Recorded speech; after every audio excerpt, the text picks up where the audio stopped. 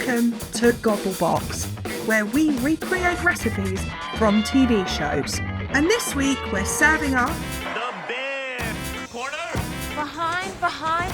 Yes, chef. hopefully without the comedy level chaos. We're firing 76 beefs, 34 chickens, okay? Yes, chef. This show's got a whole lot of food to pick from, but today we're going back to the beginning. Let's start there. Back to the legend. Yes, chef. Back to the beef.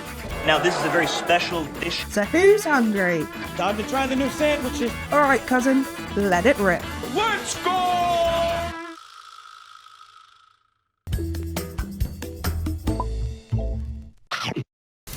Time to try the new sandwiches. Behind. Corner.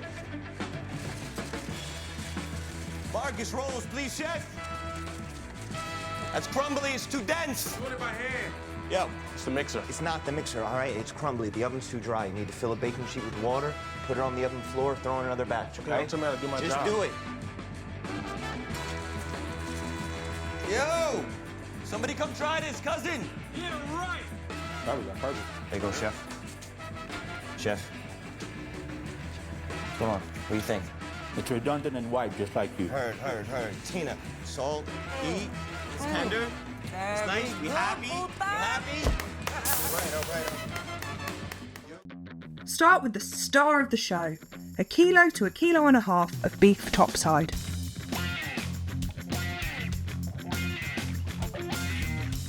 Heat some oil in a heavy bottom pan and then sear the beef on all sides until you've got a good crust. That's all flavour, baby. I knew it. Now listen here, we've come to understand that there are people who are pretty particular about the way that this dish is prepared. So a reminder that we're just out here doing our thing our way, and that's really not something anyone needs to get their knickers in a twist about, okay? I'm not sure, but we're gonna try to keep it chill. Once the beef is seared on all sides, pop it into a large roasting tray to chill out and wait for the jus. Turn down the heat and then into the same pan drop in a whole host of herbs and spices, a tablespoon of dried oregano, whatever floats your boat. Why are you with me? Why are you with me? Then the same of dried basil, onion powder and garlic powder, a couple of teaspoons of coarse black pepper, a teaspoon of dried thyme, fennel seeds, coriander seeds and chili flakes, and a couple of bay leaves. I'm not sure what they do, but they're always there. That's probably why I like it so much. And 1 teaspoon of kosher salt. Toast all that deliciousness for a few minutes to wake up those spices. Look alive, chefs.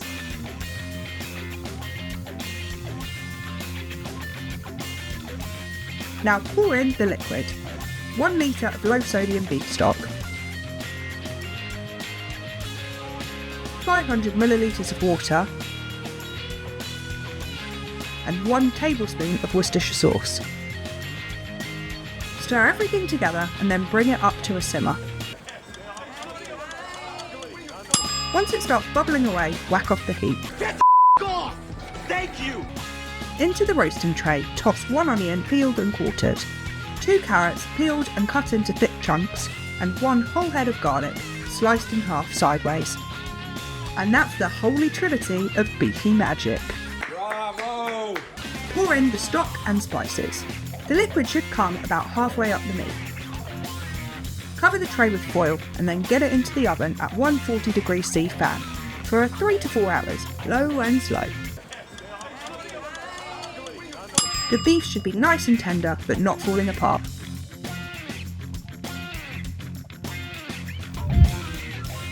Strain the jus and let the beef cool completely at room temperature. Why is the beef so hot? Once cooled, wrap it loosely in cling film and refrigerate overnight. Tina, can you start a new giardiniera for me, please, chef? Now just listen, you can't have an Italian beef without giardiniera. Spicy, sour, salty, perfect. Start with the veg. Finely chop 2 celery stalks, 1 pepper, 1 large peeled carrot, 3 jalapenos, and finally we need half a head of cauliflower cut into small florets. You cut vegetables like a bitch.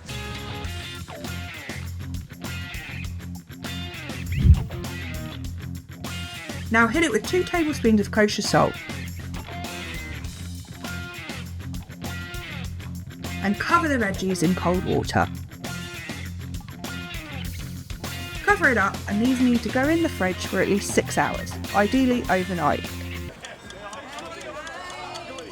Drain off the brine and give the veggies a good rinse. Why are you doing that? Once you're rid of the excess salt, load the veg up with 4 cloves of minced garlic, 2 teaspoons of dried oregano, 1 teaspoon of mustard seeds, half a teaspoon of celery seeds, half a teaspoon of ground black pepper, and if you want it fiery, a teaspoon of crushed chili flakes.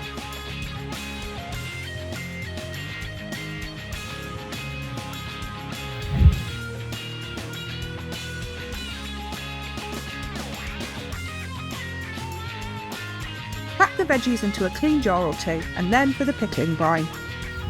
In a saucepan, bring together 250 millilitres of white vinegar with the same amount of water, half a teaspoon of sugar and a tablespoon of kosher salt. Bring that up to the boil. This needs to bubble away for a couple of minutes, just until the sugar and salt dissolve. Yes, chef. Great, okay. Pour the hot brine into the jars, right over the veggies. Top it all off with 100 millilitres of good olive oil.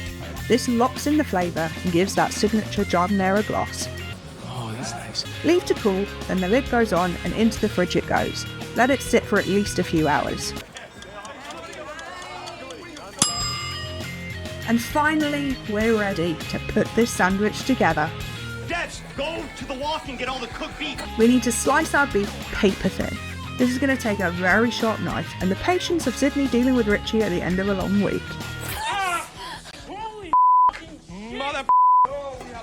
I got stabbed.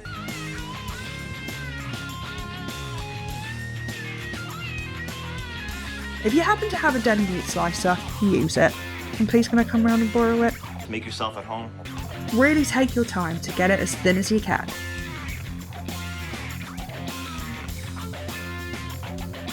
Do this over by the deli counter. Gently reheat the jus. Then dump the beef slices back in just to warm through.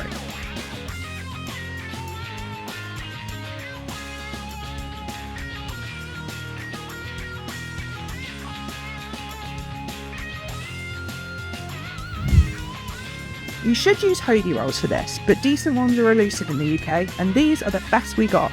Everyone keep calm. You! Slice, toast and load them up with the soaked beef. And we're going to top things off with our hot giardiniera. Want it wet? Then go ahead and dip the whole thing in that jus. We ain't judging. Dip it.